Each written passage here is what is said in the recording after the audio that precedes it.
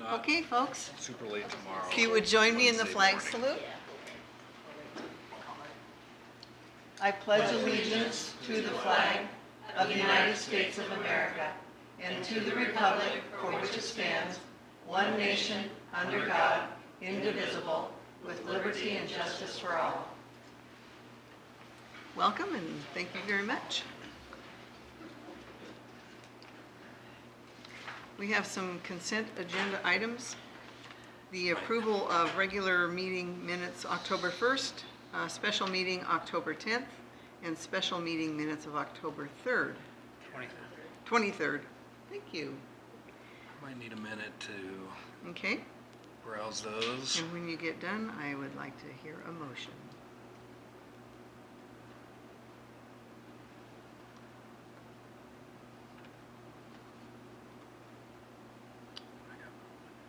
They all in one document. Pardon? It's on an extra. I sent you, I sent them on Saturday. I didn't realize I hadn't It's sent a them with your separate stuff one. on Friday. Come on. Did you find it? That is today. Saturday. Okay, I got them.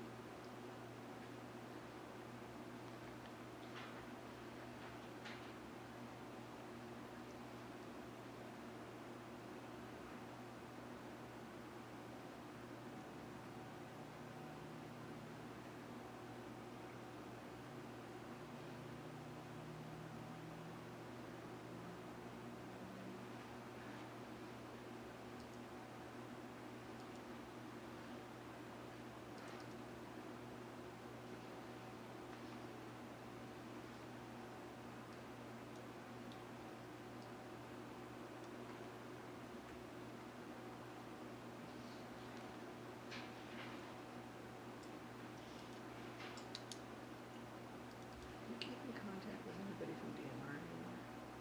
Yeah, there's a few. We have a new director, Eric. Not director, I'm sorry. Volunteer for South Puget Sound. Yeah, there's a lot of people, especially the head of law enforcement in that state division. Great.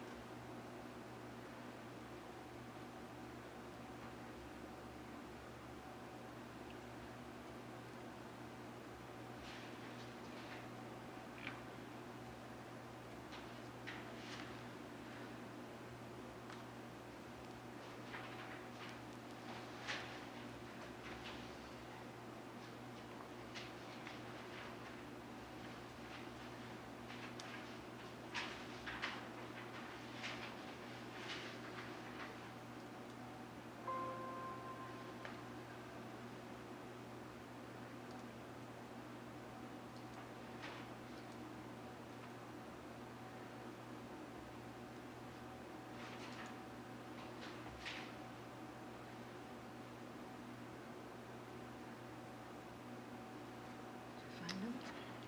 I did, and I read them. Goody. Any changes? No, I would move to accept consent agenda items A, B, and C. Do I hear a second? I second. All in favor signify by saying aye. Aye. So moved.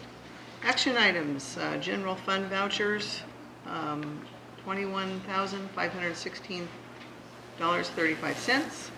Payroll vouchers, $16,991.37. Water fund vouchers, $73.62. Do I hear a motion? I'll make a motion to approve the action items A, B, and C. Second? All in favor signify by saying aye. Aye. Aye, so moved. Commissioner reports. Who first?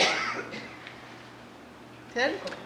Besides the special meeting, I attended the conference in Leavenworth and had a great time over there. Good. But that's been about it. I did talk to the sheriff Saturday, and hopefully after the election, we'll get things moving.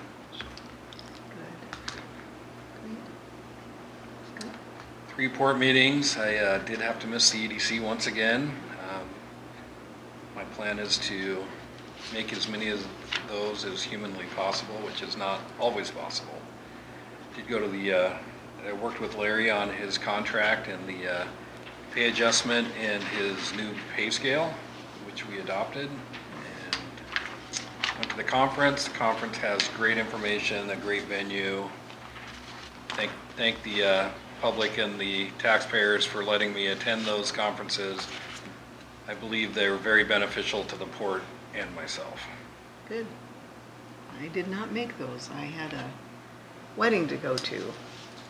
Granddaughter got married. Awesome. Of course, I did the regular port meetings, Oyster House meeting for the October 9th. We did a meeting and updates, and we had a couple of new volunteers show up.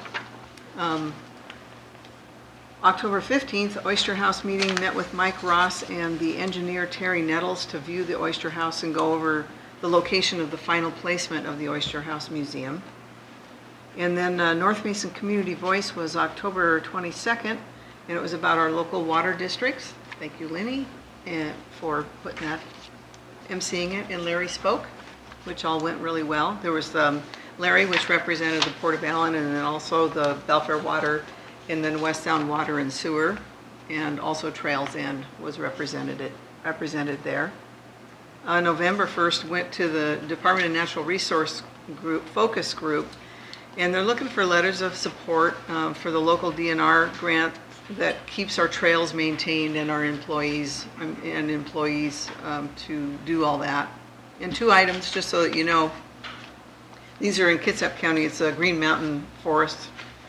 They're going to add a trail and parking access to GM1, which is off of, that accesses the Green Mountain Vista. It's heavily used. And they're also going to do a grant for the enhancement of the Green Mountain Vista. I don't know if very many people go out there or know much about it, but it's a regular place. It's really awesome. If we can, as a port, would like to do a letter of support, I'm sure they would appreciate it. I do have more information for it if you guys want to talk about it. And also remind everybody about, we're having an Oyster House fundraiser on the 17th, which is a Saturday. There'll be food and intros of everybody, and we encourage you to come in. It will be here. Okay. What day? Yeah, it's from noon to 3. Which day? It is November 17th, Saturday. We would like you to be there. I'd like to be there. Oh. Huh? I'll have the baby shower. Okay, yes, that's right. November 17th. Yes. I don't have that in my new calendar. Well, hopefully you can This make Saturday. it. Okay. I don't see Travis, but we do have a security officer's report in our packet. I can read that if you'd like. Sure. Would you do that, Larry? Thank Sure. you. Hold on, let me get it up. Okay, September 30th, 2200 hours, 22:24. Kayak Park bathroom facilities had the dressing room door kicked in, damaged to the point of requiring a replacement. Because of damage, this bathroom facility will be locked until it reopens in late spring. October 26th at 9:47, received a call from a representative of the Coast Guard about wanting vessel information for a boat that was believed to have gotten away from the Allyn waterfront facility. The vessel in question was actually not tied to our pier, but tied to a private buoy outside of our lease. I directed the Coast Guard representative to call the Port of Allyn office after 11 a.m., see if there was any information about the vessel. And the same day at 15:37, Mason County Sheriff made contact with us about the vessel that had gotten adrift. Contact was made with the owner of the boat and retrieval was in progress. Okay, So, thank you. there you And go. while you're there, it's your While turn. I'm here. Okay. Water system issues. I am very happy to report that after more than 2 years, we have finally received the approval letter for our water system from the state. This will make our plan valid for 10 years. The approval letter is in your meeting packet. There's nothing more to report on this other than I'm relieved to finally get this off my plate. However, there was a letter we received from the state prior to my involvement with this project that I just found out was never responded to concerning our water right. I have asked Northwest Water Systems to respond to the letter.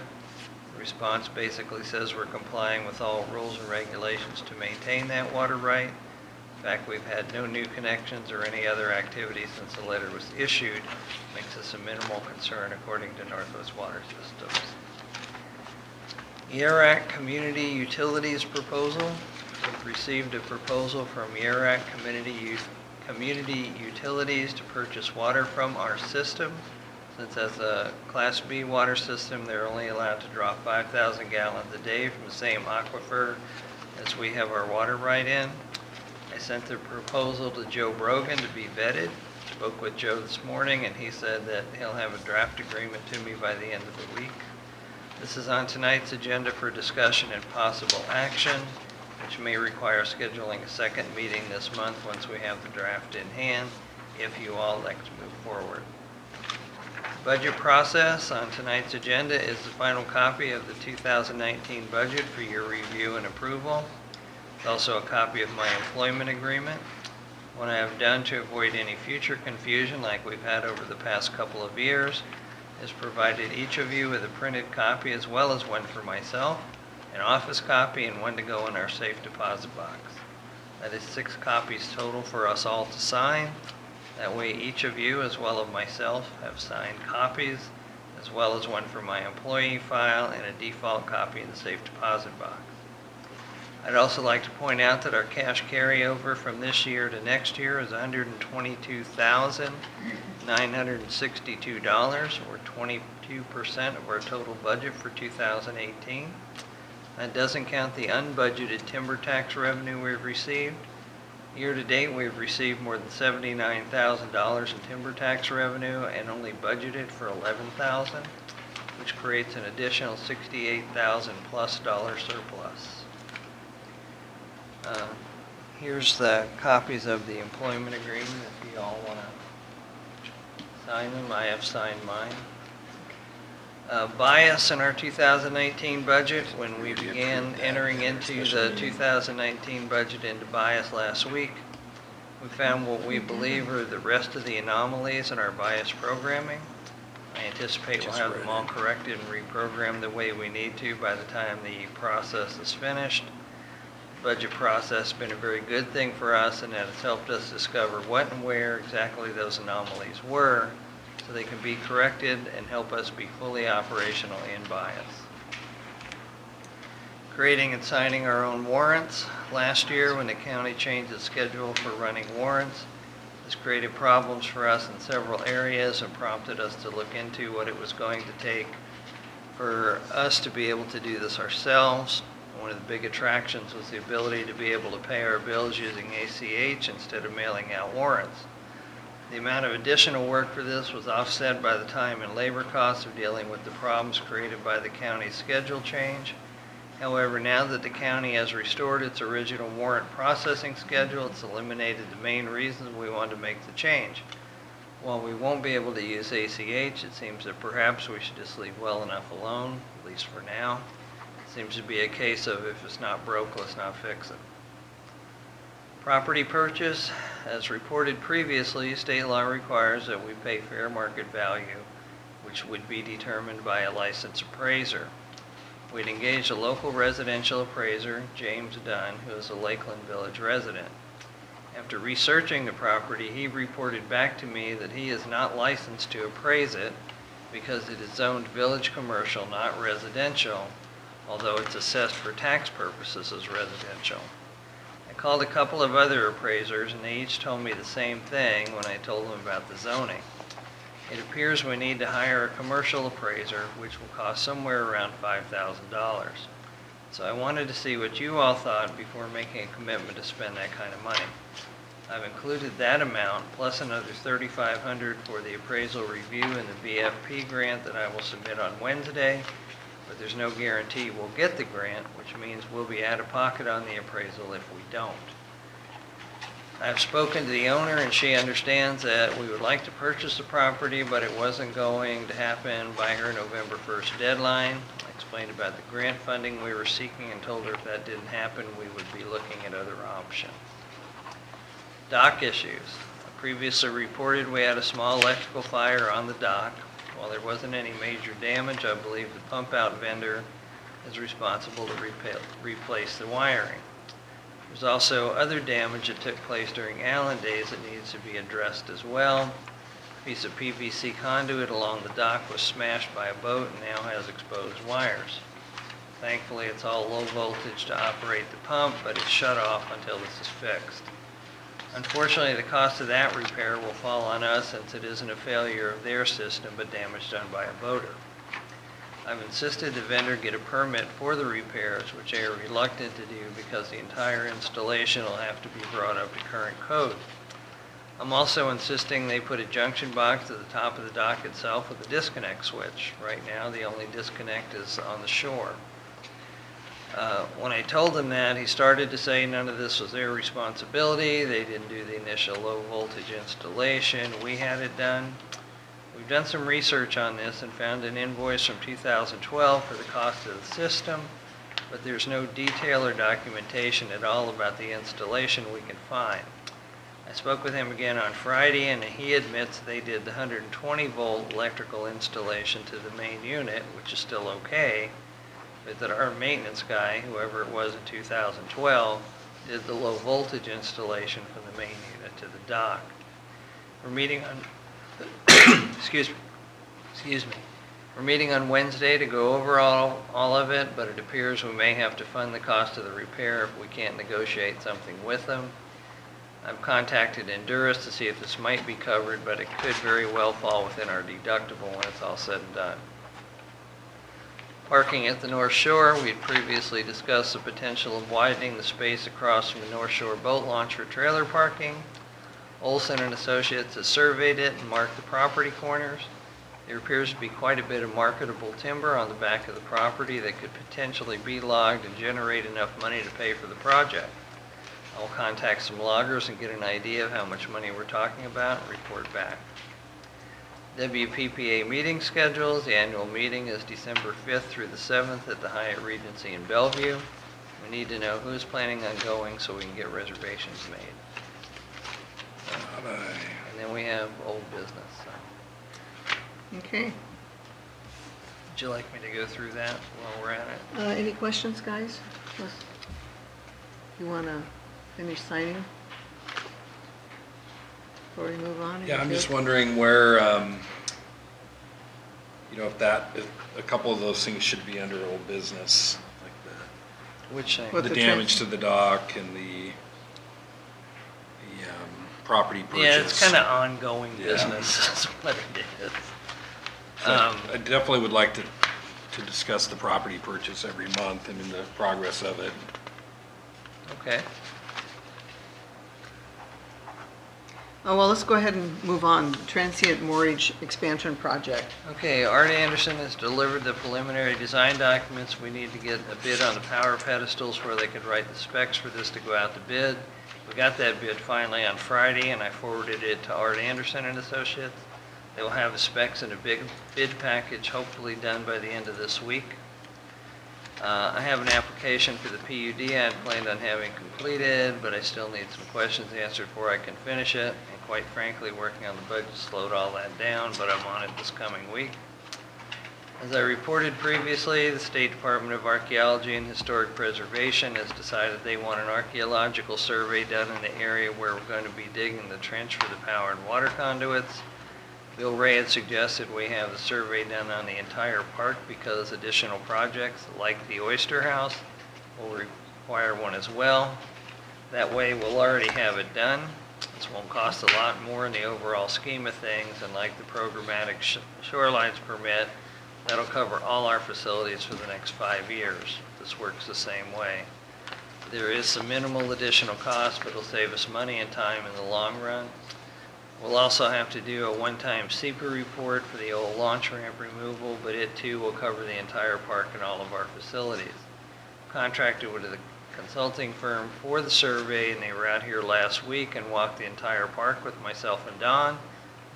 They'll have a team here to begin the actual work on the 21st. Sweetwater Park, not much to report on this. We did receive an email from Ken Van Buskirk about some squatters on the property. In talking with Dana Rosenbach from the school district on Friday, she told me they had called the sheriff to have them removed. She's also going to follow up with RCO on Friday about the property transfer confirmation letter, and will let me know what she finds out. I spoke with Kim Sellers at RCO today, and she didn't know off the top of her head what the status of it was, but told me she will check into it and get back to me. Great. Oyster House, I talked to both a potential contractor and Art Anderson Associates. Main focus right now is getting an accurate engineer's estimate together for the lobbyist. Trying to set up a meeting for this week to nail that down and get everyone in the same place at the same time. Time is of the essence because the lobbyists will need to get our legislators up to speed on this project as quickly as possible. While our current legislators are well aware of the project, with the election tomorrow, that could change. There will be a ramping up process if any of our new representatives are replaced. If that happens, the lobbyists will need as much time as possible to work with and educate the new legislators, because they will be drinking from a fire hose initially, not only about our project, but about all the other things they need to know as well. For the most part, new legislators don't know what they don't know, so that learning curve is pretty time critical. Perhaps Commissioner Scott has some additional information to share. Nope, not at this point. Criminalization of marina rules. Commissioner Jackson is working with Sheriff Salisbury about this, and hopefully we'll soon be able to put this to rest once and for all. And Kitsap All Ports Association, I missed the meeting on October 22nd because I was with Commissioner Scott at the North Mason Community Voice doing a presentation on our water system along with several other water purveyors. However, in the meeting minutes, Support of Kingston reported they have authority to ticket vehicles that don't comply with their rules. Commissioner Edge Schofield from the Port of Silverdale questioned how Kingston determined they have the authority to issue tickets as they're dealing with a similar problem there. Commissioner Mary McClure offered to provide more information at the next All Ports meeting in January. Or I'm going to give Mary a call and see what I can learn before then in hopes it'll help us out of our situation. That's great. So, Question? Yes, wasn't that originally what was brought forward to the commissioners? Was that, how do you do a civil infraction like a parking ticket? yeah. Say Diamond Parking does. I think Title IX is. Yeah. what And it then is. didn't they have an issue with that and they actually sent us down this?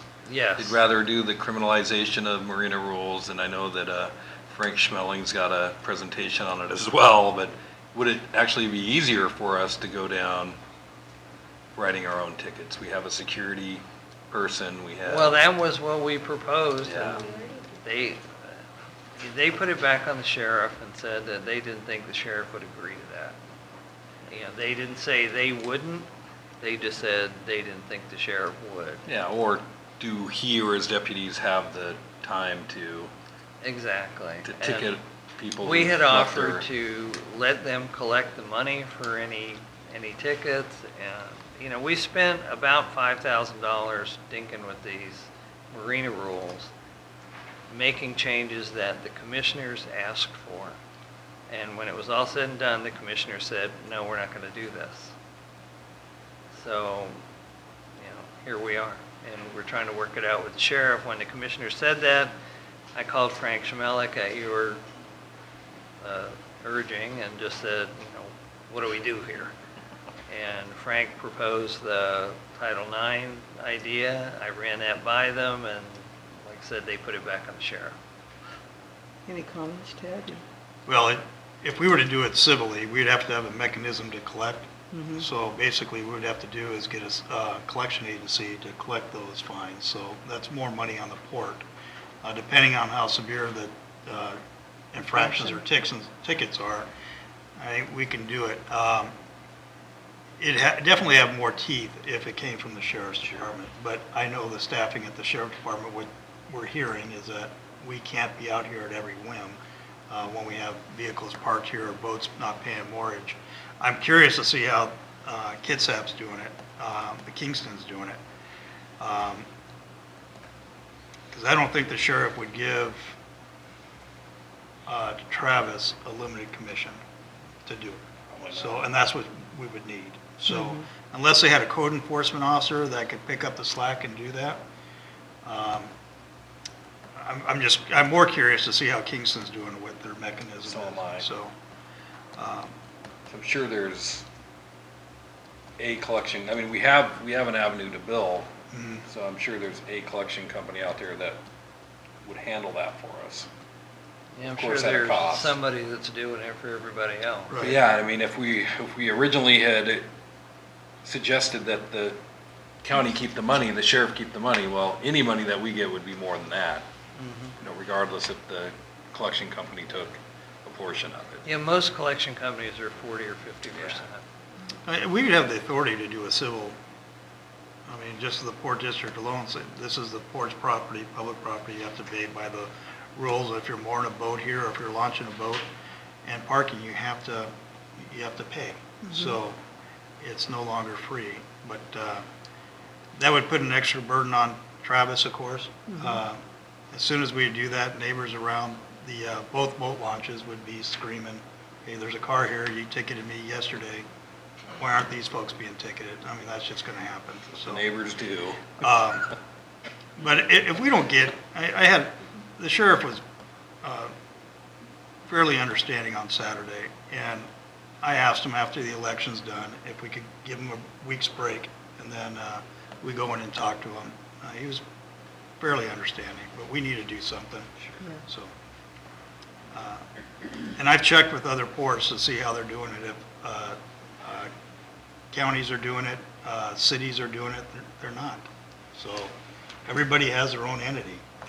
Fish and Wildlife Properties, Fish and Wildlife, DNR is DNR. Tacoma Metro Parks is Metro Parks. So I know Paulsbo they have a paid parking lot, and I don't know how they enforce that. I don't know either. Yeah, Port Orchard does as well. Mhm. So. How do they, Port City of, Well, or the Port of I know Bremerton? in Port Orchard they have, you know, I don't want to say meter maid, that's the wrong term, but a parking enforcement officer. And when she writes tickets and they go to court or they pay them, but nobody's policing it after 5 o'clock. Okay.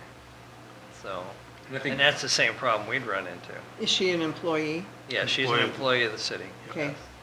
Employee of the police department. And that's, would fall under the same code enforcement, Yeah. parking violations, so. Limited commission. Correct. Yeah. Great. Okay. Nice to, Well, Get we'll something kind of give it going. a little time, Yeah. talk to the sheriff, and Yeah, then... not too much more time. This has Yeah. been going on since I first started, and it's too long. Yeah. So as Going amount on of a year. effort, amount of effort everybody put in, it's got to stop. So, And we've got a year and a half or more into it before Ted. Yeah, absolutely. Okay. You want to continue on with Jennifer Maria? Beria, I knew that. Sorry. From the Economic Development. I'm assuming at the podium. Yes, Sure. please, thank you. Well, I met with Larry probably, I want to say it was about 2 months ago. And it was about 3 months after I took over as the director, and we were talking about our partnership and how we can get information to you better, or have you get information to us and be able to utilize both of our networks and our ability and the work that we cover, and really kind of streamline that. One of the suggestions that I'm hearing across the board from most of our partners is that they would like more one-on-one kind of updates. So what Larry and I discussed was coming in quarterly and talking with you about what the EDC has been doing over that quarter. I've got a year-to-date update for you, since this is our first one starting and moving forward. So I've kind of compiled what we've done year-to-date and what I expect to see throughout the rest of the year. So when I've done this with the other partners, it's been pretty informal. So if you have questions at the time, feel free to ask me. If I don't have the answer, I'm happy to get back with you, and I'll let you know either way. So So on the recruitment side, we've had 23 proposals that have come to us from the state. These are the bigger developments. These are your manufacturers that are looking for large acreage or have at least 100 employee workforce that's going to be attached to it. We've had 23 of those come through. We've been able to respond to 15 of those, and all 15 of those include North End properties as well. There are some that we know kind of going into the proposal that we're not going to get it. If they request a building, but they say on the side, we'll build to suit. Most of the time, the business really is looking for a building. So we put in property, and we don't often hear feedback from that. But out of those 15 that we responded to, I'd say probably 8 of those are pretty legitimate, and 2 of those are still moving forward. So we are on the shorter, they're not to the short list yet, but we're on the shorter list moving forward. Recruitment also encompasses smaller businesses. We have about 8 of those open cases going on right now. Half of those are in aerospace manufacturing, the smaller ones that support Boeing and kind of like, I can't tell you names of the companies, but kind of like TrueFab out of the Port of Shelton that builds the boxes to move aerospace parts. That's all encompassed under aerospace. We have slowly launched our business retention and expansion program. It is our outreach to our current and existing businesses. I don't know if you know, but we have about 4,500 businesses here in Mason County. Some of those are based from their home. Those are harder to reach out to. Some of those are based outside of the UGA, and with growth management, they're trying to move us back into it. So there's some key businesses out there that we need to maintain contact with so that we know when they come up against those development regulations, that's where we can be most effective and help for them. Our entrepreneurship programs are moving forward. We partnered with the County Enterprise for Equity and North Mason Chamber on the business builder training opportunities that we've had. We've had 140 local citizens move through them, and that's a huge number for a program looking at people that are interested, not just interested, already have an idea and want to figure out how to make that work. They've had 40 graduates, and of those, 18 are currently moving forward with financing options to be able to site their business and start their production. So yay, that's very exciting. We are working on the grant to fund that again for the next 2 years. It is completely grant funded through the Community Development Block Grant. That means that training is available. We just moved that savings forward. Those grants are to provide training for our community members. It is completely free to them. They get additional tech assistance with the EDC moving forward. So even though we wouldn't charge them that if they came in and needed help, it is still paid moving forward. So that's a really great program that I'd like to see moving forward. We don't have a lot of dedicated in Mason County counseling for business. We're covered by our surrounding counties.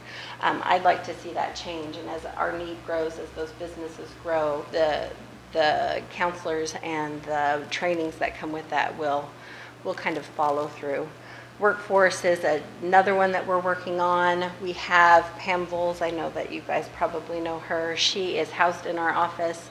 She is funded through the Business to Business program, and she is helping us outreach, and we're helping her outreach to the different businesses that we all kind of meet with businesses, but they all tend to be fairly different businesses. So that partnership helps us get in to see businesses that we don't necessarily have a touchstone with. Our marketing is moving forward. Our business spotlights started last year. Really good response to that. Had our Choose Mason event here at the Port of Allyn, and it was our first one, and Karin likes to think of it as a flop, but I don't.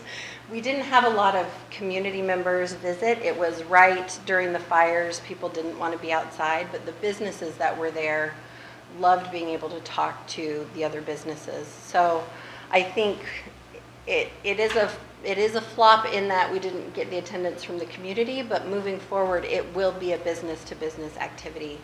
They loved that. They wanted to see it happen again. They wanted that opportunity to check different supply chains that they could maybe reach out to, getting to know different businesses that are here in the area.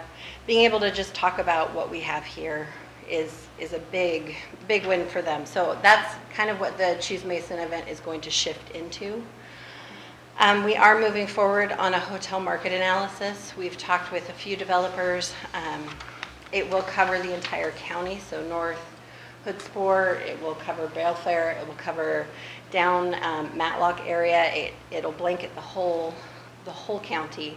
But what we're looking at when we talk with the developers is we've got a lot of anecdotal stories. This is why we need it. We can get numbers from certain businesses, but that's not the information that they're looking for. They need the data analytics that attach to it.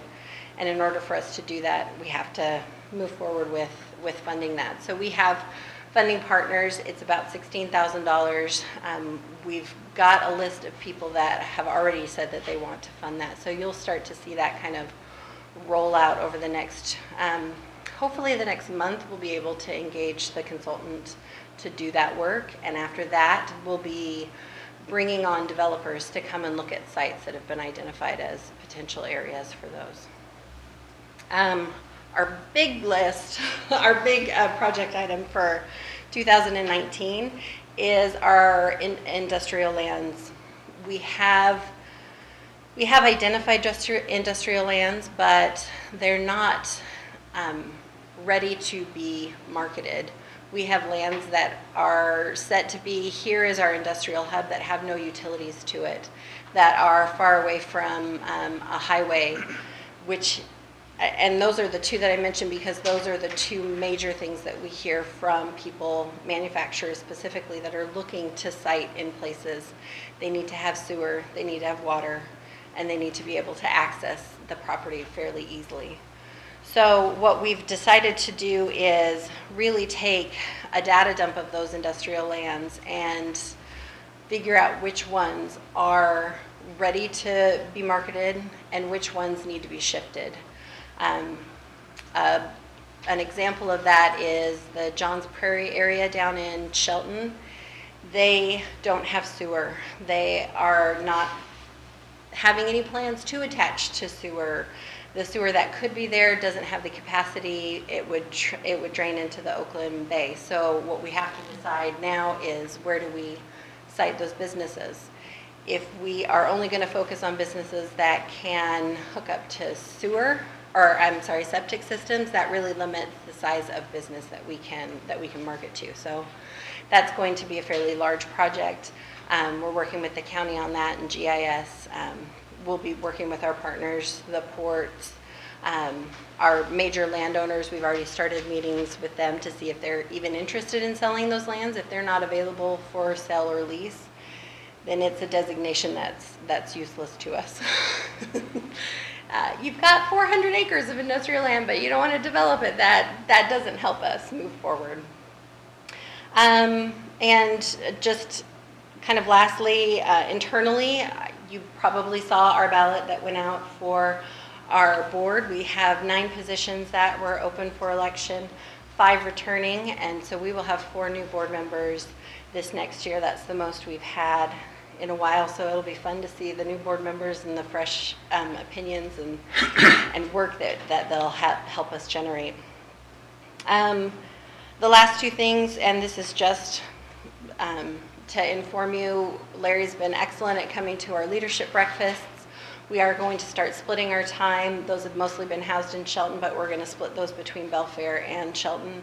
We have a very good kind of group of people that the Belfair contingent comes down religiously. We need to get the Shelton people up here as well. So really good turnout from that, really good information from that, a lot of connections that are helping streamline infrastructure projects specifically, so that we spend less money and do more work for the money that we get to spend.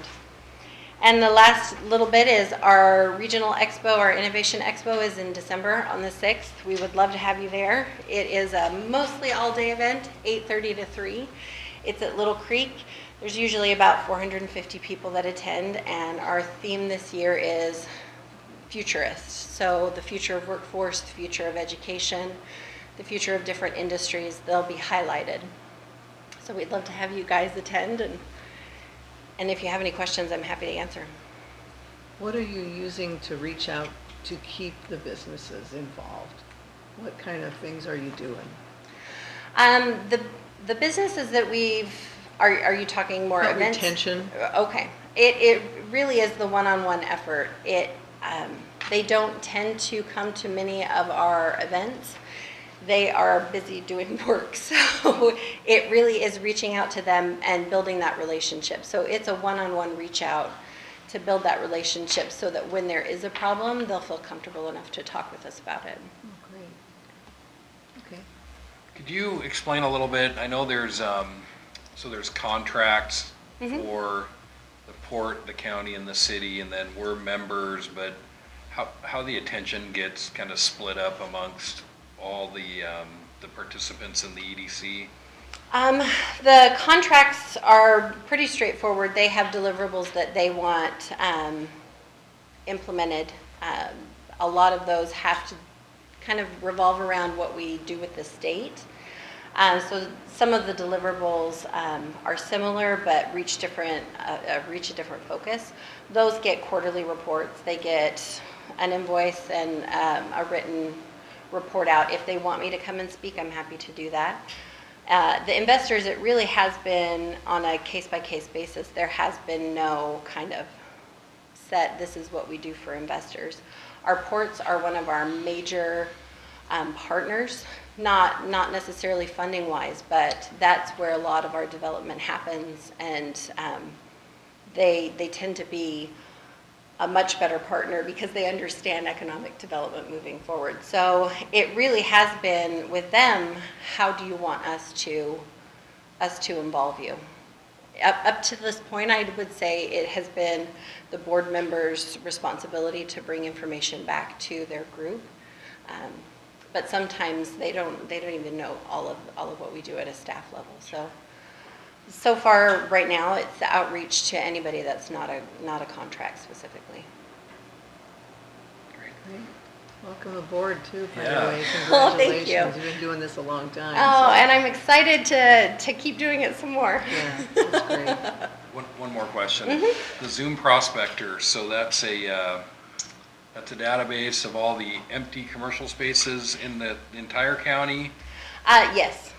And how do you get that information for North Mason? That's part of what the industrial lands analysis is going to handle. Right now, all it does is it dumps Commercial Brokers Association listings. So if you've listed it with the CBA website, it downloads that into it. If it's not listed that way, we can manually enter it. There's a couple of different options. We can even set the port up as its own user. You guys could list as many properties as you want to that way. Or we can keep it all central in our office and update those as they're going along. It is not, as we're finding out, CBA is not a very consistent producer. We have some realtors who don't list anything on the Commercial Brokers Association's website. So That's true. yeah. LoopNet's a good one. They use that a lot. Okay. So if somebody was looking for space in Belfair, could I send them to you? An established business that's looking to move? Mm-hmm. Okay. You definitely could. Right now, what we have is we have an internal database. We're verifying the information before we shoot it out live, just because it's been word of mouth to this point. So there needs to be a better process in that information, and I think it might just end up being a very simple form to say, yes, let's go ahead and list it. Here's the pertinent information. Great. The landowner, and part of that is our landowner, our major landowners, they kind of handle their own land. They don't list it. Even if they're willing to lease or sell it, they still don't list it. They're waiting for somebody to kind of contact them on that. So this is a way that you don't have to have an agreement to list it like you do with a realtor. it still says, look at this opportunity that we have, that, that the landowner is open to a discussion around it. Thank you. You're welcome. Thank you. Yeah. Thank you you, guys, I Jennifer. appreciate the time. Yes, thank you for coming. Appreciate it greatly. Okay, next on the item is the discussion, we aren't going to do that with the Art Community Utilities yet because we don't have the document. We don't have the document, but Jeff is here if you want to ask him Okay. any questions about it. Hi, Jeff, welcome. Would you like to address this possible interlocal agreement right now, or we don't have the document I was looked kind at? of waiting to see what, the port attorney, I outlined kind of like flyer, or not flyer, kind of bullet points of things that would be part of an agreement, and some components of it, and basically, whether that would fly with the port or not, and that's what, Larry's went through the attorneys to see if that would even fly. This is like, first approach to the problem. Yeah, And getting it, a public process and the whole 9 yards, so. I mean, the bottom line, I guess, is, stand at the mic that way. Thank you, Jeff Carey. We're at our 13th connection currently, and we're actually a group, we've been approved as a Group A, but we are limited still because the water rights hasn't gone through, even though ours is senior to the ports. That's a whole other story, another issue. But the college is working on that issue. But there's going to be it's going to take time, and so Larry and I have kind of batted it back and forth. There's obviously the port's been looking at acquiring water systems like washing water or ourselves or what have you. There's some complications to ours because we have a road maintenance and stormwater maintenance tied into the water system agreement. So we're maintaining private roads, and so it's not just a simple, nice, one water system to another. And there's some other complications. But in all the things we're talking about, based upon at least our discussions, Larry and mine, is even having more connections really isn't going to affect the value that much significantly one way or the other, because it's based upon I guess precedents of like PUD 1, is that the best way to sum it up, with what they're paying and what have you. The things that will affect it would be more like the land that would have to be acquired, or other things that are either normally part of a water group, or in our case that might be related to this road maintenance or things like that. So there's a number of complications, but at least this puts in a way for at least the port to get some revenues. It's in my mind it's a non-refundable. It's basically we would fund for a proportion, whatever it is, whatever the port thinks is justifiable, and we pay a fee to acquire.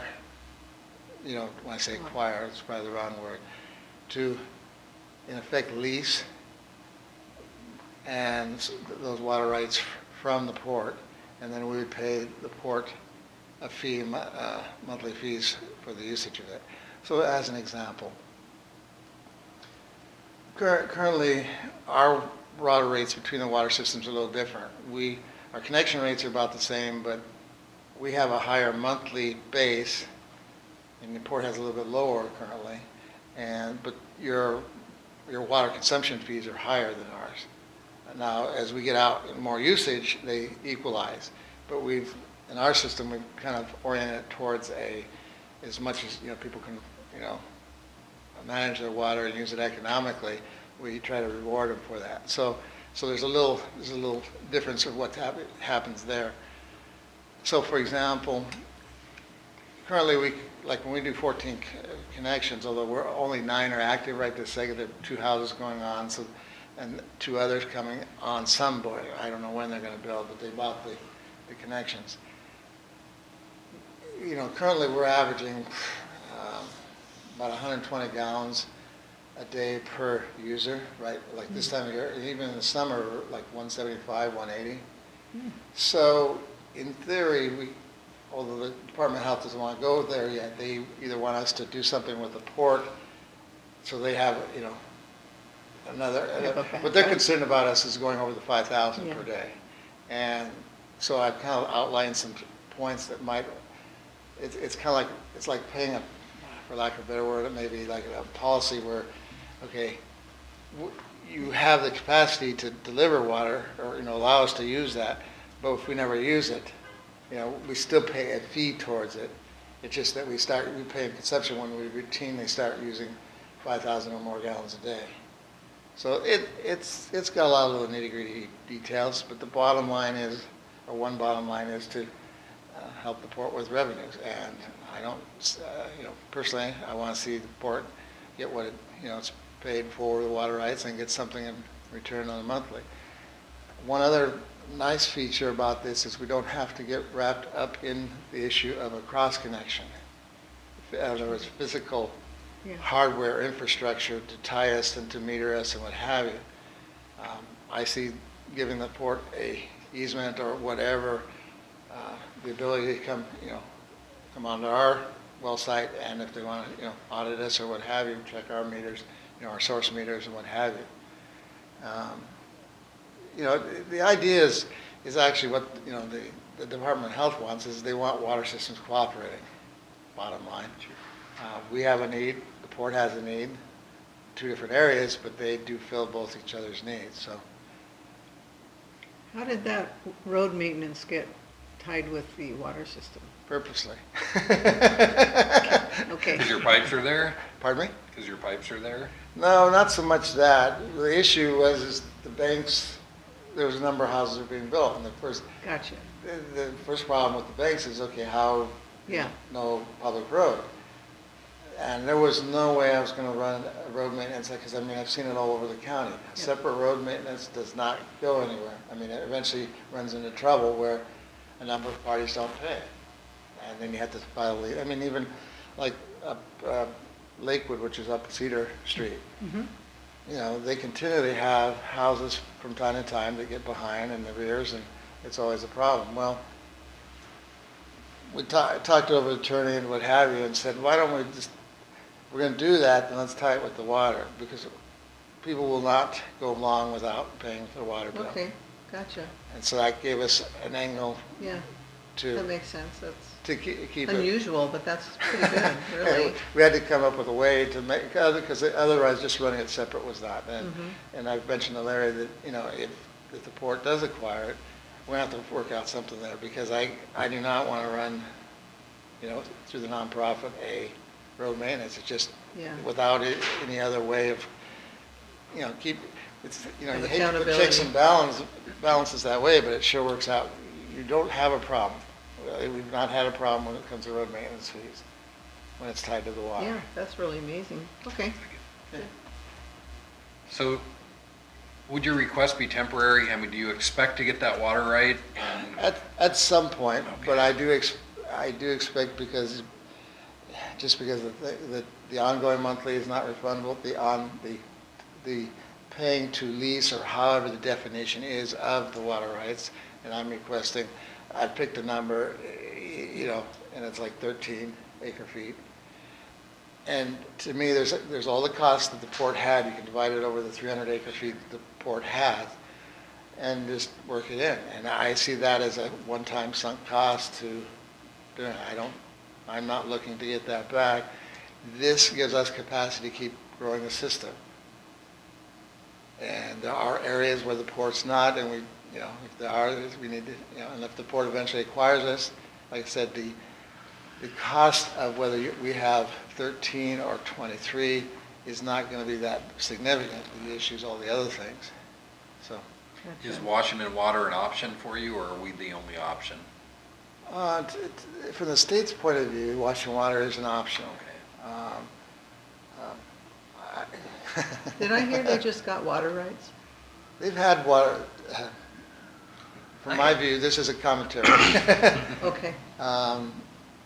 They got water rights without having to do hardly anything. The port did way more. I've done way more than they have done. There are some tests they've run, which neither one of us done, but they came on the heels, I believe, of Lakeland Village in 2008. Okay. And again, remember, water rights are not, and I'm not an expert, okay? But I'm getting educated fast, kind of like Larry is with the water system. The water rights, it's actually, you get a permit to withdraw. You don't have, and actually the port doesn't have a 300 acre foot right yet. They have a permit to withdraw, and then they at some point have to perfect it and certify it, what have you, Yes. those kind of things. And then you have the water right. So, but hopefully that answered the question you were asking. I asked Doug Peel about that because I heard something about it, and he was gonna check into it, let me know. Yeah, I Yeah. mentioned it. And I told Jeff I would let him know what I knew. It looked like to me, based upon what Marie Peters from the Department of Ecology has written both our water system and the ports. And I'm looking at the ports only because I'm trying to figure out, do we do an agreement, or, you know, what are all the impacts and what are the, you know, liabilities, what, you know, from my point, not even what you say or just what I see. And there appears to be an issue that needs to be looked at with regards to the permit that was provided to the port back in 2010. That's coming up on its 10-year. That something needs to be looked at there. And again, that can affect pricing on acquiring water systems or what have you, because we might have something the port needs more than they did, you know, thought they did. And all I want is just a level playing field balance. The issue is not, the water system has never been the moneymaker. It's been the vehicle to allow us to develop the plat of Allyn. That's, I mean, and if you look, you know, and as you know, we won't rehash the old stuff, but as you know, I would have never touched water if I knew others were coming up in there in the beginning, you know, if we had to do this all over again. But it was what it was. All of us in 2003 and 2004 made our best educated, what I thought, where the port was going with commercial, and where I thought we needed to do what we needed to do. And along the way, the roads crossed somewhere in between. So anyway, does that give a little bit more background? Thank you. What I look at? I mean, I've told Larry if it's not fair, it's not fair. I mean, you know, we don't do it. But it's got to put some revenue in the ports. It's got to compensate for what you have acquired. But it's got to be reasonable enough that, you know, like I said, I'm not trying to make money with it, but at least keep things moving ahead. So. Okay, Thank you. yeah, thank you. Thanks, Jeff. Thank you. We'll get back to you. See ya. Thank you, Jennifer. Thank you. Thank you so much for coming. Okay, that was great. Now the public hearing for the 1% levy increase. So, pardon? That was the regular meeting. Okay, so we don't have a little thing so we're gonna close the regular meeting, We used to. have a public hearing for the approval of the 1% levy increase, which would be a resolution 396. And I have that right here. Any comments? Yay or nay? From our public? Who's gonna pay this levy, all of it? Yes, it's the tax increase. When is it gonna be for the vote? It's the 1% 1%. allowable by law, the 1% cap. I know, when are you gonna put it on the ballot for the vote? You don't put the 1%, that's part of I-747. Okay. It's just it's the 1% that we're allowed to collect every year. Every year. So we take it out to a public hearing. So it's not a lid lift or So a, you're not really doing anything different? no, it's just what we do every year, That I got. yes. What are they doing different? No, nothing differently. They don't have You're to welcome, spend thank you. They They don't can have keep it to? reserved, they can have it, just have it for. Yes. Well, they do things, so Okay. it's all right. I don't mind, they keep it ready. Okay. Thank you. Any other discussion? Does anybody else need to look at this? No, I don't think so. We just need to close the hearing and then we make a motion, correct? So officially, we're closing the hearing and opening our meeting. Yeah, I would move that we adopt resolution number 396 for our 1% tax collection from the previous year. Do I hear a second? I'll second. Okay, all in favor signify by saying aye. Aye? Aye? Aye, so moved. Did you have a question? Yeah, I was wondering if we had to read the resolution. I hope not, that's a really Well, that's a long- really odd one, but, Yeah, it's basically a form. Yeah. okay. Yeah. All right, so let's go ahead and sign this, and then we can move forward. There we go. Go ahead. Okay, now our public hearing for the discussion and approval of the 2019 budget for the Port of Allyn, Resolution 397. So we're going to It's gonna be resolution 390. 7. Okay, why am I confused here? This 396 is the Oh. levy. Oh, yeah, I'm sorry. Yeah, I didn't send you There we copies go. of it, because this is all hard copy Yep. stuff. So I'm going to close the regular meeting, open the public hearing for the 2019 budget. Any comments? Jeff, did you look at the budget? Oh, I looked at it. Any comments? Just one comment. Okay, On the timber trust revenue side, I saw that went up quite a bit. Is that for the timber that's harvested this year, payable next year, or how? can you educate us on that? It's the timber that's been harvested this From year. This 2018. Okay. And we get revenue from it each month, Okay. depending on how much was harvested. The reason I was looking at it is because at the beginning of the year, lumber futures were like, double what they are today. So that's why I was kind of like, I noticed it was kind of double what we got last year, so I was like, It's a Well, moving that's why we target. budgeted real conservatively for it in 2018 and again in 2019. it just, so it sounds like, probably 2020 is going to be lower. Could be. Okay. I just saw it, like double one, so. Okay. Okay, Lenny, any comments on our budget? Oh, I like the way that they broke it down, the way they improved it, they broke it down, I like that. Great. Okay, thank you, public. We will close the public hearing and open the regular meeting. So do I hear a motion to accept Resolution 397? And would you like to read that, Tim? Yeah. I'll read it first. Thank you. Port of Allyn, Washington, Resolution Number 397, be it resolved by the Commissioners of the Port of Allyn as follows. Whereas the Board of Commissioners of the Port of Allyn have met and considered the proposed budget for the 2019 calendar year.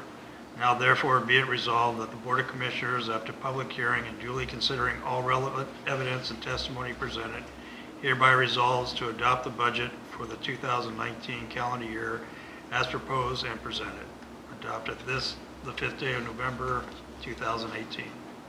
Do I hear a second? Second? Okay, all in favor signify by saying aye. Aye. So moved. The next item, I thought we already approved your executive director's employment We agreement. did. It was in the, The meetings of in the Yeah. the special 23rd. meeting minutes. Yeah, just needs to be signed. Yep. Okay, Signed. I just Alright. wanted to make sure that Scott had said something about doing this all in public, so I just wanted to be sure it was on the agenda. great.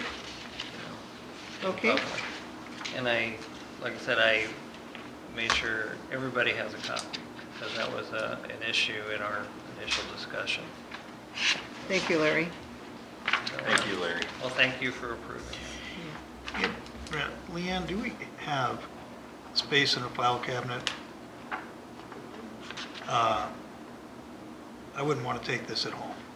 Oh, we can figure it out. Yeah. Yeah, we have locked cabinets, we're gonna put one in the safe Okay. deposit box too. Okay. Yeah. I could put it in a file at home. I just, for public records, try to keep it away from the house. Right, okay. Yeah, you probably have mine too, I don't All know. right, Yeah. I'll put them in your individual. Perfect. employee files. Okay, That'd be great. Yeah, we can do that. Good thought. It just that, initially when we were talking about this and trying to go back through the old records, we weren't sure who had signed copies and who didn't. Well, I appreciate that. So I Yeah. just want to be sure that everybody had one. Okay, great. Oh, thank you. Okay, the next one is the appointment of the 2019 chair and vice chair. If I could open that up, I discussed at the last meeting what my situation with work is and how sometimes it's difficult for me to plan to get out of the office at 3:30 and get over here. I don't know if we could do a temporary where until my decision's made, and it looks like January, February. But I won't know more until next week when the administrator and the mayor get back in town, so. Okay, We could table this Yeah, till definitely. next month. Sure. We still have one more meeting before we, absolutely have to Yeah, have. and if we're gonna rotate it, it's either gonna be Ted or I. yeah. Yeah, well, I appreciate it. I'm sorry to put Oh, that's fine. you two in that Yeah. position, but I'm It still needs trying to be juggle what. Me this year or next year while you work a lot. You can have it in 2021. And Judy, you're off the hook. No, yay. I'm looking forward to the rest. No, it's been good. I Yeah. appreciate working with everybody.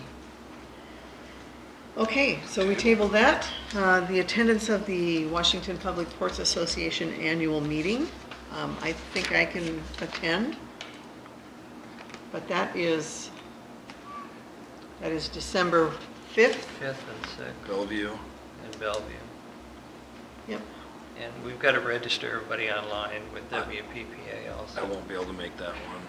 I have that here. I'm ready. I can do that. Okay. And where was that at? Bellevue. Bellevue. Hyatt Regency Bellevue. Where else? They do have, I won't be able to attend. Really? Gosh, nobody likes me. at the, Yeah, I'm going. Well, it's like, dang, I missed the one at Leavenworth that I always love to go to. that was a good one. I bet. While we're on the subject, there is going to be a conference next year at Alderbrook. So it's June 12th through 14th. It's the Finance and Administration Seminar, which is one that I like to go to. I know it's odd to be excited about finance and administration, but having it in our back door is good. I would like to go to that one. Yeah, we actually get good information Yeah, there. that would be great. Yeah, that When is a was really that? good one. June when? It's June 12th through 14th. I'm guessing that's a Thursday. Yep, I have that written in. Great. And then the spring meeting is going to be, it looks like at the, that's May 15th through 17th at the Historic Davenport. And that is the other one that I'll try to make. And then the small ports will also be in Leavenworth again next year because we voted to continue to have it at the NZM. Although we have to have the entire hotel because, It's so popular. yeah, and we were full. And really well done. That downstairs room is hot and it's full, but then we moved upstairs and it's much better upstairs. Oh, Yeah. great, Yeah. great. Have you been there before, Ted? Oh, yeah, yeah. Great. Okay, so you got your marching orders for booking us then. Yeah, I'm gonna write this in my handy dandy new calendar. Don't forget to attend the November 17th fundraiser for the Oyster House. So, public comment. I had one question. Okay, Association of Washington Business is having their rural jobs event. Oh, yes, believe I it's saw this that. Thursday. I'd kind of like to go to that.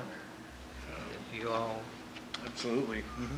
yeah, can you, I saw that because, but I was wondering how is that gonna help us? now help that, you? well, it's one of those things where I think it's a learning opportunity Mhm. as to what's being done elsewhere.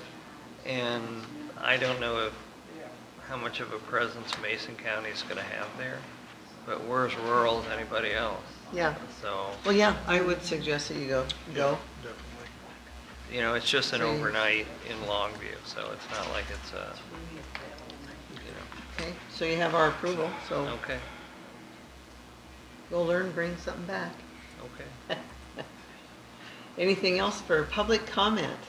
Jeff? Thank you. Jeff Carey. Again, thank you for the video, because now I'm having to go to different meetings, and it's not always easy to make all of them simultaneously. But it's very appreciated. One question, and I saw it in the budget, and I can't remember it in any of the meetings, but maybe I missed one somewhere in the process. Did the port go ahead with, at least at some capacity, with the lobbyists? Yes. Yes. Okay. Okay. Also, I want to thank the port for at least presenting an idea of a project to TIPCAP, i.e. the, for lack of a better word, doesn't have a name yet, but the safety concern of North Shore, Oh, basically yeah. from, basically, as I recall, basically from out the, from the port docks there, out there, the North Shore, all the way into, all the way to basically Belfort. Belfort, yeah. And everybody understands that one. Nobody has any disagreement that there is not a problem. And we haven't figured out yet how to, because so much of it is state, but we're gonna, you know, it's in the pile still. So we haven't we haven't ejected it or rejected it or anything like that. You know, I could probably bring that up, the Peninsula Regional Transportation Organization, again, because it's a state Yeah. highway, and they're looking for partnerships. I Right. think that's been mentioned before, but Well, there's maybe I need to champion There's that more. been some discussion, like with the intersection there that comes off Sand Hill, Mhm. and all the problems of that one. And obviously, so as you take the intersection, you're on county. So the TIPCAP advisory panel is pushing on that area. It hasn't gaining traction yet. I mean, nobody's saying it's not needed, but it hasn't got any traction yet with Public Works. It's kind of one of those. What would they do to Well, fix it? but I'm saying we don't know. The Okay. problem is, and maybe there's a point where they can participate. In other words, obviously the easement's only a certain amount of width, and you can't totally get the, especially from the perpendicular standpoint when you're coming down the hill. You know, if it's 100 feet wide, you deal with whatever you got to deal with coming up to the intersection. So there's some point that you know, to what extent we do not know, but it's the TIPCAP's looking at a number of little intersection issues, a little, you know, things of that kind of safety, line of sight type things, and obviously a lot, you know, there's a lot of line of sight issues with North Shore. That's for sure. Between width, length, line of sight, you know, just all the above. Yeah. I mean, that road has almost everything. The only thing it doesn't have is cliffs at that point. If you get out further, yeah, okay, you got cliffs. But I won't digress on that. That reminded me of something I found on one of the GIS maps with the North Shore when you get out by Tahuya. Yeah? It's all part of a recent slide area. I don't know what the word recent, whether we're talking 100 years. As a side note, that's not, it's out of the port district. It's not really part of this. It's the North Shore Road, but we'll stop. Okay. We'll leave it at that. You can ask me later. Anyway, so, but we, again, you know, it has not gone away. So that safety project is still going to be discussed and see how we can maybe bring it in to something. The commission, the county commissioner is actually going to be looking and approving a resolution tomorrow with the 1 and 6 year transportation improvement projects. So the 4 that I can remember off the top of my head, well, there's more, but that are substantial. One is the that affect, I believe all these have some effect in the 1 year, but they for sure all have by year 2. So that would be the 6 year. And that is the bypass connecting route, whether that's going to be the midpoint like Romance Hill Road or whatever, there's going to be that. So the county's got to design that, and that's good. We're at the interface with it. So it's a project that's going to happen. It's in the port district and what have you. Trails Road as it exists, it's a continually very expensive road to maintain, that first half mile, Yeah. or last half mile, depending where you start counting your odometer. That's going to be, it's a road that should have never been there. But the county is, to that extent, the county's actually created a project called the Trails Road Alternative. And so they're beginning to look at the process and try to put money towards the process of somehow getting back. And I remember there's Trails Road, there's Razor Road, there's all these, but you know the family roads at least. Yeah. Basically getting some kind of connection from Highway 3 or 106, but probably Highway 3, back, for lack of, back to Trails End, Mason Lake Road portion, all the way. Through using some of Razor Road and things of that nature. There has been some progress in the sense that a couple property owners have written letters of willing to donate right away. There's complications with it. It's never a simple gift. Always has strings, but the bottom line is that there's people property owners willing to work with it, so it's not like a total block. That's great. So, and it also fits the safety thing because we just know that sooner or later, whether you're talking, those 1 in 100-year storms, the 1 in 500 that we seem to get every decade. Really? That there's a lot of places where along the South Shore, let's go. Same with North Shore, but in this case, we're talking like Trails End. You can see. When you get the satellite views and the whole nine, you can just see that it's been, over the years, it's fleshed out through Trails in there. And so sooner or later, you notice there's hardly any fir trees growing up and it's all maple and alders and things like this. That just tells you that sooner or later it's going to move again. So, and then the last project, or at least the one that I can remember right off the top of my head, is looking at the Allyn right-of-ways, plat of Allyn right-of-ways, in particular wheelwright. It's on the list. It's been on the list since 1997. It's one of those things that's been a problem since 1905. Maybe in one of these generations we'll get it fixed. But anyway, we'll see. In other words, if they approve it, then that kind of will start to move to look at right-of-ways. Yeah, So, that'd be nice. and that will address a whole wheelwright opportunity Yeah. that we got in there. So we have one property owner that's willing to donate his portion of the easement to get it going. And the wheelwrights in the portions we're talking about is at least 4,500 feet, so they're talking almost 10%. Yeah. So it's a start, and others may do. It just depends how the county wants to lay this out and work with it. Some said, well, we'll donate a portion, not the whole 60 feet, because the plat's in 60-foot grid right away. So we'll see. But it's on the list, and it's going in front of them tomorrow, so we'll see. Unless they strike it, So anyway, that's what's happening with TIPCAP. Okay, I got the budget, I got the last, my favorite one is the Oyster House. Yeah. And I know, you've heard my testimony in the past, so I'm not going to rehash it. My only concern is that in the beginning, it's kind of one of these biblical type statements. In the beginning, that project was going to be a lot less liability or cost to the port. And I understand things change, okay? And I'm not hung up on that. The only issue I'm really hung up is where you're planning to put it. But we've already gone through that. I have a new place for you, but Larry knows about that. We won't. Wheelwright? No. The property you're trying to acquire. Squat. But then it wouldn't have a historical value. That's what's quoted to us by the. I hear you. Okay. But I'm not happy. Because it's not As a back taxpayer, over. I'm not happy with it, okay? Leave it at that.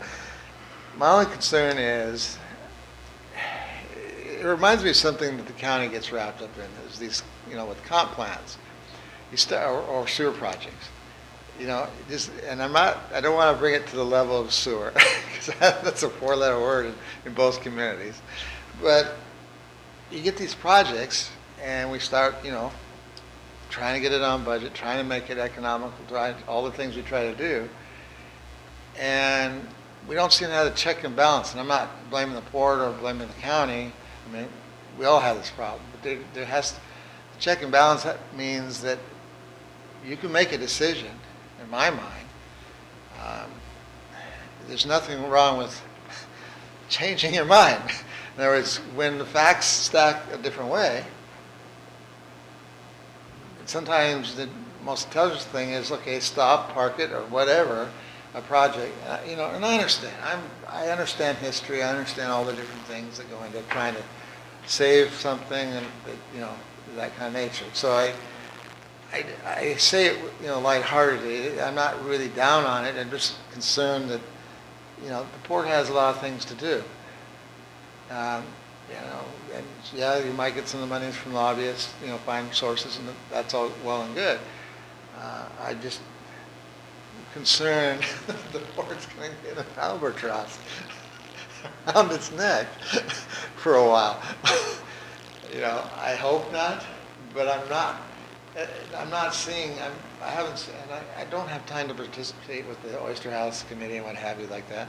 But it'd be nice once in a while, from the port standpoint, if we could just say, okay, here's where we think we are, or where we're going, or the 2-year update, or whatever, 1-year update, or something. Just, I don't mean every meeting, I just mean once in a great blue moon, just say, okay, everybody's been wondering because it's been there for X number of years now, where does it stand? And I don't, I don't know. I mean, I hear progress reports, but I don't know where that is in relation to the initial objectives of the project.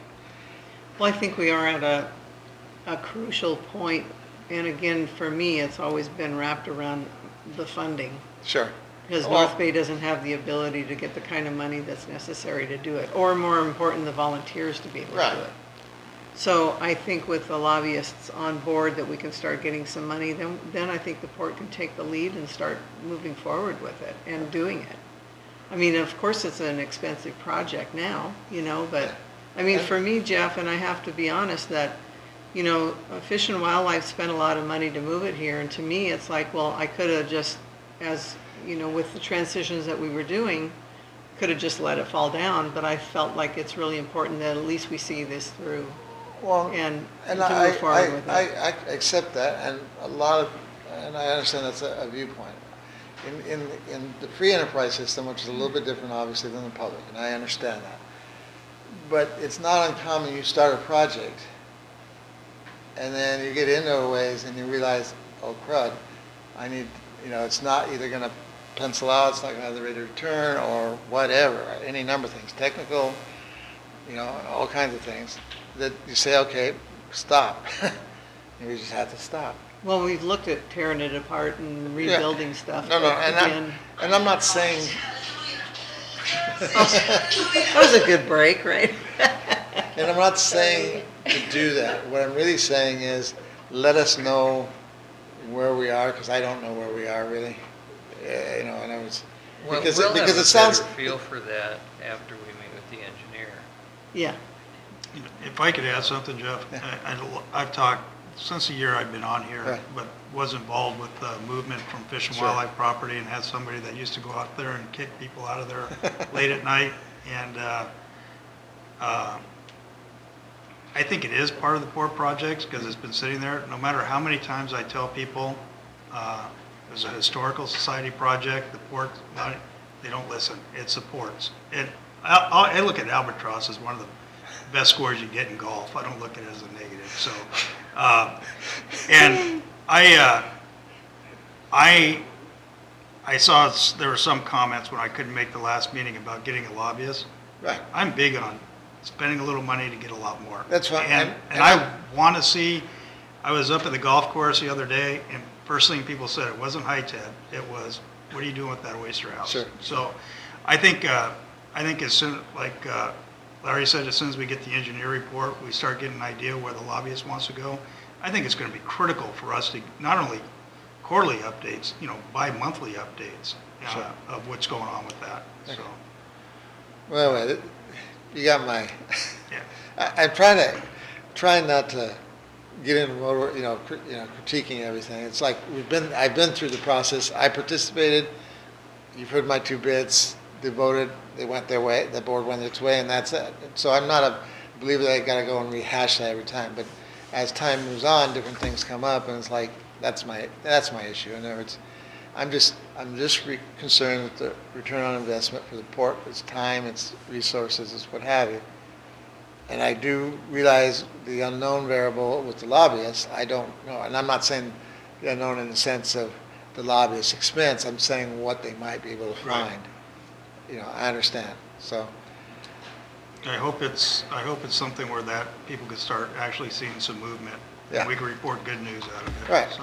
And I personally don't have a problem with projects. I've seen all kinds of things where you get 3 years where there's nothing that happens and 5 years where something happens. And I'm not hung up on, personally, I mean, other people I know, because the golf course, you hear, but if, saying, okay, fine, we need 200K, but it's going to take this, and fine, we're going to go through a process, so it's going to stay in this, state, whatever state it is, for the next 2.5 years. Okay, fine. I mean, I don't have any problem with that. I mean, I may disagree, but I mean, I don't have a problem with the concept. So that's all I'm getting at. I do expect to see some actual work getting done in spring because of the weather Oh, sure. now, but we've Yeah. got a lot of donation. I think I probably mentioned to you, but one of our local lumber stores donated, Sure, I heard A that lot, actually yeah. in the video. there you go. So- Okay. So, anyway, you got my drift, and I don't want to beat it. And Okay, I want just a little feedback, great. I have a couple quick due to the order Thanks, thing. Jeff. Yeah. Thank you, Jeff. Heard in Travis's report, they kicked in the door of the Mhm. thing at the kayak There's park. absolutely nothing in there, right? Nothing. Nothing. There's a mirror and a toilet, that's it. We ordered a steel door and it came in last week. Good. So Don's gonna be putting that in before long here. Also, are you all familiar with the 3D building in Belfair? Yeah. Okay, it's owned by DOT and it's for sale. I have contacted all three of our legislators about the possibility of some kind of intergovernmental transfer to where we could get that building and use it as one of those co-working spaces. I went over and looked at it and it's almost perfectly laid out for that. So, it'd take a little bit of work, but not a lot. I contacted DOT, they said, no, it's got to have some kind of highway use before they could transfer it to us. So I sent a thing to all of our legislators and just said, I know you guys know more about this than I do. Is there some way to make this work, to where we could acquire it in a transfer? Great. But I I did that about 2 weeks ago, but I haven't followed up on it because the election's coming up and I figured I'd just wait till after the election and, kind of go from there. But I just wanted you all to be aware of it. Good. Thank you. So. Yeah, thank you. Anything else for the good of the order? What did you say about what use that building for what? A co-working facility? A co-working? Yes, that's a fairly new phenomenon, but what it is entrepreneurs that don't really need an office, they'll come in there and they'll either, there's a couple of different business models for it. One of them is membership and one of them is just pay as you go. But it's basically just a little space where they can come in and work. And then there's a, Something right underneath the porch use? is it something? would what- be. yeah. It would be if we got Yeah, it the Port of transferred to Chehalis us. has one that's been very, very successful. There's a private sector one up on Bainbridge Island that's very successful. And 2 more have opened in Tacoma in the last 90 days. So, it gives them a base to get started from. Yeah, it has like a community conference room, a community kitchen. They share copier and other It gets office them out of equipment. their homes so they can become established. Yeah, All right. so. And also, the ARC has the office upstairs, and they're going to stay till the end of the year, Okay. but that's it. Great. So, Oh, the end of this year, so yeah, 2 more months. yeah, pretty much. I But saw they have 3 bins out there now. yeah, and they're filling every one of them Yeah. up. That's why there's 3 of them. Wow. The guy came by the other day, asked if he could put the 3rd one out there, because they're emptying them once a week and they're jam-packed. Really? Wow, Yeah. great. Anything else for the good of the order? Move to adjourn. Move to adjourn. All right. Okay, so moved. Thank you, folks. Thank you. Appreciate it.